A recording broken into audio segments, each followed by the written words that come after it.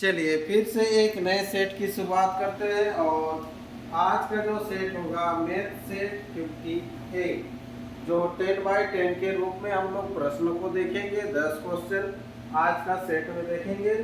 चलिए तो बिना लेट के स्टार्ट करते हैं। और जिनको भी टेस्ट देना है, ये टेस्ट का टाइमिंग है सवेरे 7 से शाम का 7 बजे के बीच आप टेस्ट दे सकते हैं। ठीक है, उसके लिए करना क्या है, ये व्हाट्सएप नंबर दिया गया, सिंपल लिखे कि मुझे टेस्ट देना है तो आपको आईडी पासवर्ड मिल जाएगा और कंटिन्यू टेस्ट दे पाएंगे। तो आज का पहला प्रश्न आपके सामने है। पहला क्वेश्चन स्टार्ट करते हैं। क्या है देखिए, सिंपल छोटा सा क्वेश्चन है। यदि 0.75 रेशियो दिया हुआ है x समानुपात 5:8, तो x का मान क्या होगा। तो सिंपल यहाँ से आपको x का मान निकालना है। ठीक है, तो यहाँ इस तरह से आपको दिया हुआ। ठीक है, ये जैसे ही अगर पॉइंट हटा देते हैं तो बाई इधर कितना हो जाएगा, ये 100। ठीक है, इसको 25 से काट लीजिए, 25 चौके हो जाएगा और यहाँ पर 25 दिया, ये 4 से कटेगा तो 4 दूना 8, ये आ जाएगा इधर। ठीक है, तो x का मान निकालना है तो x इक्वल टू हो जाएगा कितना, 6/5। ठीक है, अगर बाई में दिया तो ठीक है, मतलब पॉइंट में होने से 5 के 5, 5 दूना 10, 1.2 इसका आंसर होगा, जो कि आज का पहला प्रश्न है। ऑप्शन बी इसका राइट आंसर। ठीक है, चलिए छोटा सा था, सिंपल प्रश्न है। अगला क्वेश्चन बढ़ते हैं। नेक्स्ट क्वेश्चन, सेकंड क्वेश्चन देखेंगे क्या है। अशोक को गणित, विज्ञान और संस्कृत में क्रमशः इतना इतना परसेंट करके अंक प्राप्त होता है। देखिए 70%, 60% और 65% प्राप्त होता है। बोल रहा हर विषय के लिए पूर्णांक एक समान था। ठीक है, अगर अशोक ने विज्ञान और संस्कृत में मिलाकर 125 अंक प्राप्त किए हो तो गणित और संस्कृत में उसके कुल अंक कितने होंगे। ठीक है, तो यहाँ पर देखिए आपको 3 दिया हुआ है, ये मैथ है, साइंस है और संस्कृत है। तो आपको जो ये दोनों जो बोल रहा है मिला के 125, किसका किसका, विज्ञान और संस्कृत का। तो यहाँ पर देख लीजिए विज्ञान और संस्कृत, तो विज्ञान में 7, संस्कृत में 65, तो कितना हो जाएगा ये 125। कितना हो जाएगा, दोनों को जोड़ेंगे तो 125, और 125 के बराबर ही आपको 125 दिया हुआ है, ये चीज दिया हुआ है। तो फिर पूछता है कि गणित और संस्कृत में उसके कुल अंक क्या है। तो गणित का 70 है, संस्कृत का 65 है, तो कितना हो जाएगा यहाँ पर 135 होगा। कितना होगा ये 135, तो 135 के बराबर कितना, तो ये 135 ही होगा। चलिए, ये क्वेश्चन लंबा दिख रहा है लेकिन आंसर बहुत ही छोटा है। ऑप्शन सी इसका राइट आंसर करेंगे क्वेश्चन नंबर 2 का। ठीक है, अगला प्रश्न बढ़ते हैं नेक्स्ट क्वेश्चन की ओर। क्वेश्चन नंबर 3 है। एक 160 मीटर लंबी ट्रेन 160 मीटर लंबे प्लेटफॉर्म को 16 सेकंड में पार करती है। ट्रेन की गति क्या है। तो ट्रेन का जो गति जो होता है, चाल जो होता है, क्या होता है, ट्रेन का गति बराबर स्पीड बराबर जो होगा दूरी बटा समय। तो दूरी ऐड हो जाएगा दोनों, 160 160 320 हो जाएगा, बट्टा हो जाएगा क्या, समय। तो ये जो हो गया चाल मीटर पर सेकंड में हुआ। ठीक है, चाल जो हुआ ये किसमें हुआ, मीटर पर सेकंड में। इसको किलोमीटर प्रति घंटा में चेंज करने के लिए 18/5 से क्या करेंगे, गुना कर देंगे। ठीक है, अब देखो इसको काट लीजिए, ये काटने से मान आ जाएगा 16 गुना हो जाएगा कितना, ये 32, 5 से काटिएगा तो 5 चौके 20 हो जाएगा, और 18 चौके होता है 72, यानी कि 72 किलोमीटर प्रति घंटा ये आंसर होगा। क्यों, क्योंकि किलोमीटर प्रति घंटा में आपको पूछा गया था। ऑप्शन सी इसका राइट आंसर करेंगे क्वेश्चन नंबर 3 के लिए। ठीक है, चलिए अगला प्रश्न है क्वेश्चन नंबर 4। विभाजन के तरीके से दो संख्याओं का महत्तम समावर्तक प्राप्त करने के अंतिम विभाजक 75 है ना, और भागफल क्रमशः पहले से आरंभ करने पर 3, 1, 1 और 3 है। तो वो दो संख्याएं क्या है। ठीक है, तो यहाँ पर देखिए अंतिम विभाजक जो है 75 है, मतलब HCF 75 है, मतलब 75 दोनों में रहना चाहिए। तो उसके आधार पर भी आप कर सकते हैं, ये यहाँ पर जो है उसके आधार पर भी कर सकते हैं कि ये ऑप्शन से होने से बेटर बनेगा। ठीक है, तो 75 के टेबल में देखिए ये 500 तो आएगा नहीं, क्यों? 75 को अगर 2 से गुना करेंगे तो 150 होगा, फिर उसका 4 गुना कर लेंगे 300 होगा, फिर 150 ऐड कीजिएगा तो 450 होगा। तो ये होगा नहीं, है ना, 450। ये 525 आपको एक दिख रहा है, ठीक है। चलिए 575 में भी नहीं आएगा, वो 600 में होगा। तो बी या सी होगा। तो ये तो हो गया, एक चीज है आपको मिलेगा, ठीक है। बी या क्या होगा? सी होगा, ठीक है। अब इधर भी देखना है कि 75 आपका रहना चाहिए, ठीक है। तो 75 होने से देखिए ये 1800 पूरा पूरा कटेगा 75 से, क्योंकि 75 गुना 150 और 150 का डबल कीजिएगा 300, 300 का पहाड़ा बोलते जाइए 6 या 18 होता है 1800। तो और एक तो 75 मिलाएंगे तो 1875। तो ये आंसर हो जाएगा ऑप्शन सी, इसका राइट आंसर हो जाएगा। ये सी करना है, ठीक है। और नहीं तो हम लोग का विभाजन विधि से भी हम लोग देख के कर सकते हैं कि विभाजन विधि में क्या आंसर आ सकता है, ठीक है। ठीक है, चलिए। तो यहाँ पर सी आंसर इसका हो जाएगा। और नहीं तो देखिए विभाजन विधि से कैसे कीजिएगा, ये जो 1800 कितना दिया हुआ है 75, ये 1875 को आप भाग दीजिएगा कितना से? 525 से भाग दीजिएगा, इससे 525 से। तो सबसे पहले कितना से बोल रहा था, इसी चीज को प्रूव करना है 3 से। 3 से होने से 5 किया 15 और 25 किया 75, 1575 हो जाएगा। 1575 होने से बचेगा कितना? 300। अब 300 से भाग देंगे 525 को तो कितना हो जाएगा 1, यानी कि 300। देखो 300 होने से कितना बच गया 225, 225। ये 300 को फिर भाग दीजिएगा, फिर 1 होगा। देखो तो 1 जैसे ही आ गया 225 वाला, तो यहाँ पर बचा कितना 75 हुआ। तो ये 225 कितना बार में? 3 बार में खत्म हो जा रहा है।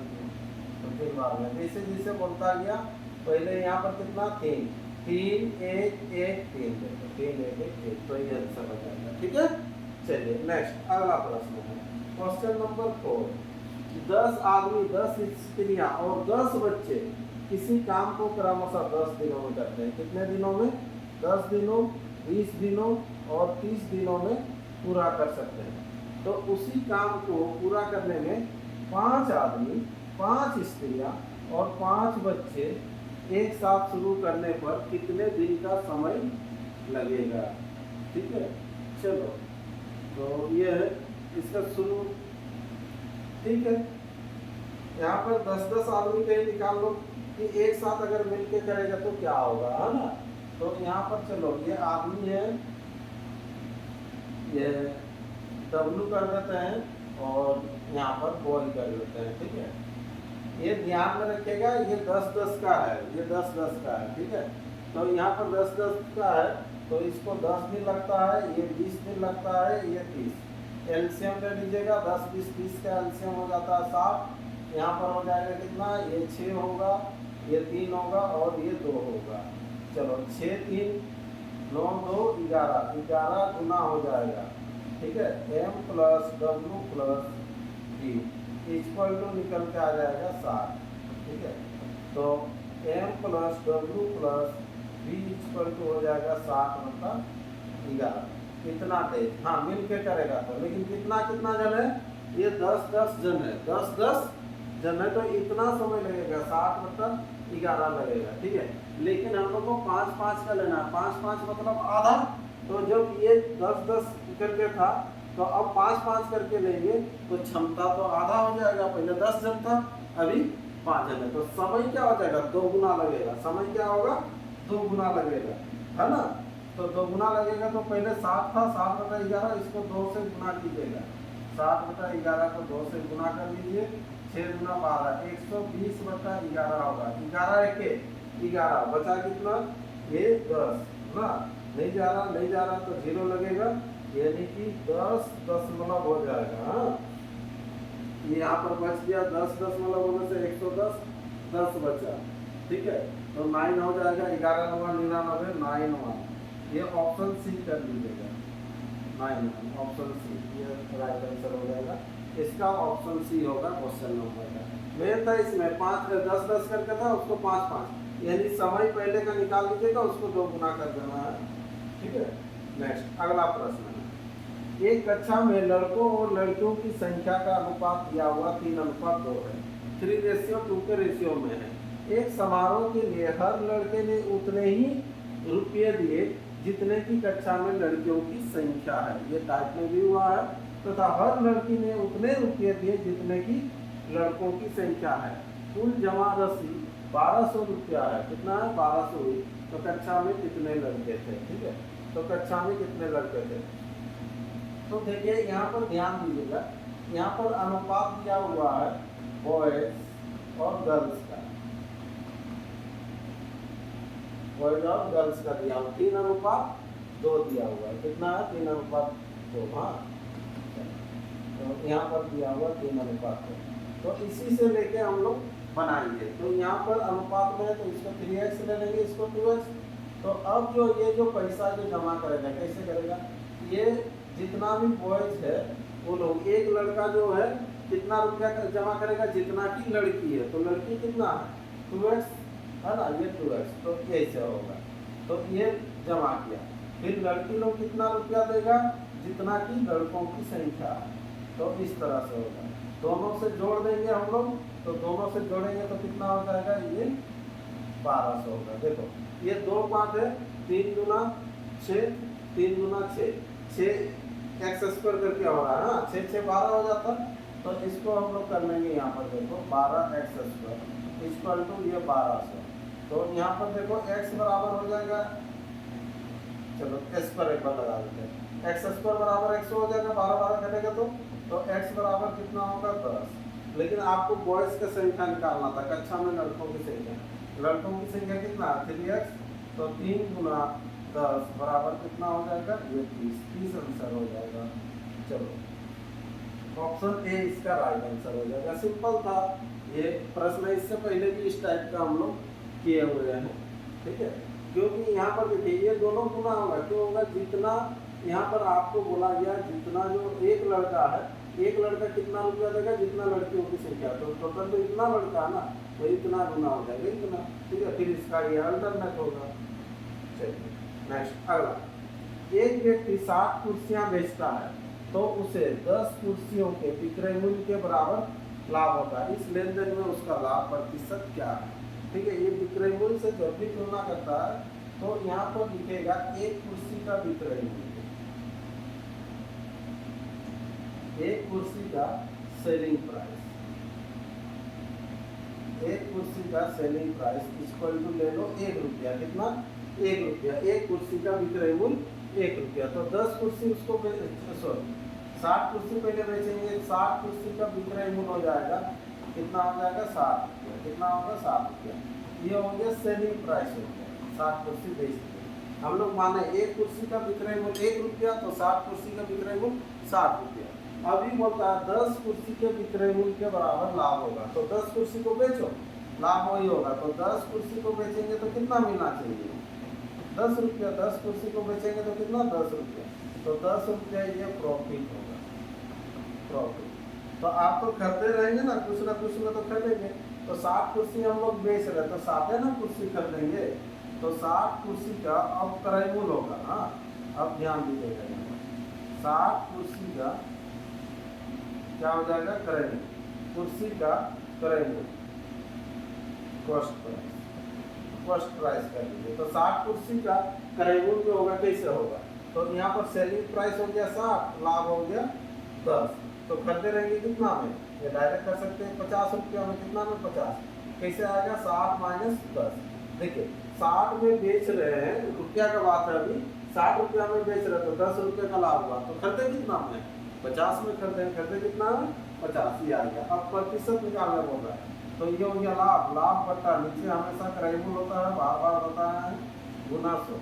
इसको काट लीजिएगा, ये 10 गुना 20, 20% इस प्रश्न का आंसर हो जाएगा।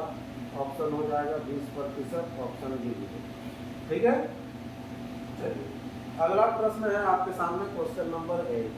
नरन ने अपनी साइकिल 20% लाभ पर बेच दी। अगर उसने इतना रुपया में बेचा होता तो उसे 25% का लाभ होता। ठीक है, 20 की जगह में 25 में अगर बेच रहा है तो इतना का लाभ होगा बोल रहा। तो परसेंटेज में कितना बढ़ रहा है? 5%। तो 5% के बराबर ही आपको दिया हुआ है कितना? 1 to 50, ये 5% के बराबर, ठीक है। तो उसने किस मूल्य पर साइकिल खरीदी थी? तो साइकिल जो खरीदा था कितना में, हमेशा यहाँ पर करेबल हम लोग का कितना 100, तो 100 के बराबर कितना, ठीक है। यहाँ पर काटिएगा तो कितना हो जाएगा, 25 25 125 होता है, ये 250 होगा, और 250 को इधर गुना कीजिएगा, ठीक देखो 25,000, 25,000, ओहो वहाँ पर विक्रय मूल्य था, सॉरी। अगर उसने उसे 125 सॉरी 1250 में बेचा होता तो 25% का लाभ होता है, ये 125 के बराबर होता है। थोड़ा सा मिस्टेक हो गया, फिर से कर देते हैं। क्रय मूल्य ले लेंगे हम लोग 100, 20% लाभ पर बेच दी। अगर उसने बोला इतना रुपया में बेचा होता तो 25% का लाभ होता, तो 25% का लाभ होता तो 125 में बेचेंगे, और 125 के बराबर दिया हुआ 1250, तो 100 के बराबर कितना होगा, ये 1000 आंसर होगा, 1000 ये आंसर हो गया, ठीक है। ऑप्शन सी इसका राइट आंसर है। नेक्स्ट अगला प्रश्न है आपके सामने, क्वेश्चन नंबर 9। क्वेश्चन नंबर 9 क्या कहता है, देखिए 5 कक्षाओं 1 से 5 में छात्रों का औसत दिया हुआ है कितना, 29 है। कक्षा 1, 3 और 5 में छात्रों की औसत संख्या 30 है, तो कक्षा 2 और 4 में छात्रों की कुल संख्या कितनी है? तो सिंपल है, देखो 5 का टोटल दिया हुआ 29, तो 5 गुना हो जाएगा 29, उसमें से 3 तो क्लास का हटा रहा है, 3 गुना हो जाएगा कितना, 30, तो बाकी जो 2 क्लास का बचेगा तो उस 2 क्लास का औसत क्या, ठीक है। चलिए तो यहाँ पर ले लेंगे x, है ना, तो इसको कर लीजिए गुना, 9 बचे हो जाएगा 45, ठीक है, और इधर 5 गुना 10, 10 और 4 14, 145 में से 90 जाएगा तो यहाँ पर 2x होगा। अब 2x बराबर हो जाएगा, यहाँ 90 घटा लीजिएगा तो कितना हो जाएगा, 55 होगा, 55, और 55 का आधा कितना हो जाएगा, यहाँ पर होगा 25 यानी कि 27.5 हो जाएगा, 27.5 ऑप्शन दिया हुआ 45, 55, 50 निश्चित नहीं किया जा सकता है, औसत 30 है, 30 किया 90 होगा 3 का, और इधर 29 है, 29 बचे, 9 बचे 45, 5 गुना 10 14, और 30 किया 90 ना, 145 से 90 जाएगा तो 55 होगा,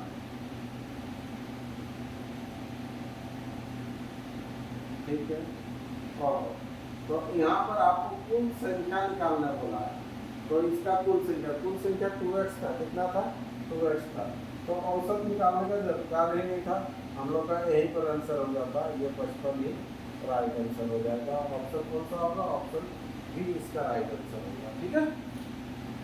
चलिए नेक्स्ट अगला प्रश्न है, अगला क्वेश्चन है क्वेश्चन नंबर 10, √2, ठीक है, और ये इस तरह से दिया हुआ आपको, इनमें से कौन सी संख्या जो होगा सबसे बड़ी होगा, ठीक है। तो देखो ये इसमें तुलना करो कि कौन सा जो होगा बड़ा होगा, ठीक है। ये जब भी क्यूब निकालेंगे तो यहाँ पर देखिए, ये तो चलो √2 और √4, इसमें से तो बड़ा आपको ये लग रहा है कौन है, सी होगा, मतलब ये तो छोटा हो गया। अब इसका जैसे देखिए रूट अगर 3 भी रहता ना तो इससे क्या होता है, ये तो छोटा ही होता, तो ये भी खत्म हो जाएगा, ठीक है। बचा कितना, ये 5 का क्यूब करेंगे तो और छोटा हो जाएगा, ये इसका आंसर हो जाएगा ये 2 होगा, बाद बाकी सब 2 से छोटा होगा, मतलब 2 आएगा इसका रूट करेंगे तो ऑप्शन सी इसका राइट आंसर। ये केवल तो सोच के आपको करना है कि इसका मान सब कितना होगा, उसके आधार पर कर लेना है, ठीक है। और नहीं तो एक तरीका और है, क्या तरीका है, जैसे 2 है तो 2 1/2 होगा, ऐसे 3 है 1/3, और 4 है तो 1/2, और इसके बाद 5 है तो 1/3। फिर ये पावर सबका एलसीएम लेंगे, 6 होगा, 6 को जैसे ये 2 है तो अब 6 है, तो 6 को 2 से भाग दीजिएगा तो कितना होगा, 3 हो जाएगा यहाँ, और ये 3 है, 3 को फिर इधर हो जाएगा 2, और 4 है तो यहाँ पर कितना हो जाएगा, 3 है, ये 5 है तो भाग दीजिएगा तो 2। अब सबको लिखेंगे, 3 का पावर 2 का पावर 3 8 हो जाएगा, ये 9 हो जाएगा, ये 4 चौके 16 16 चौके 64, ये 5 का 25 हो जाएगा। तो बड़ा कम हुआ, यही वाला हुआ, तो ये वाला आंसर हो जाएगा कहाँ गया, सी नंबर। ठीक है, इस तरह से भी कर सकते हैं, सोच सकते हैं। ठीक है, चलिए, तो ये 10 प्रश्न था और 10 प्रश्न आपके सामने कंप्लीट हो गया है। इसी तरह से प्रैक्टिस करते रहिए, हर दिन आपको 10 क्वेश्चन मिलते जाएगा, और किसी को किसी प्रकार का डाउट होगा तो कमेंट कर सकते हैं। ठीक है, तो आज का सेशन को यहीं रखेंगे, फिर एक नए सेशन के साथ मिलते हैं।